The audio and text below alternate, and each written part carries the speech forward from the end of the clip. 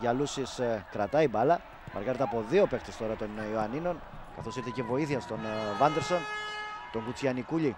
Ωραία η κίνηση από τον Μπούντιμιρ μέσα στη μεγάλη περιοχή. Πατάει με το τακουνάκι το σούτ, είναι γκολ. 1-0 για τον Εργοτέλη. Πολύ ωραία η κίνηση των παικτών της κριτικής ομάδας, οι οποίοι καταφέρνουν με ποιον άλλον, αυτόν που είχε δοκιμάσει το πόδι του από την αρχή του παιχνιδιού, τον Μιχάλη Βραγκουλάκη, να ανοίξει το σκορ στο 15.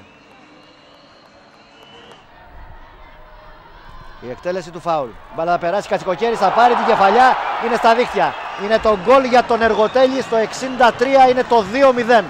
Μπάλα νομίζω ότι βρήκε και κάποιον αμυντικό μετά την κεφαλιά του Κατσικοκέρη.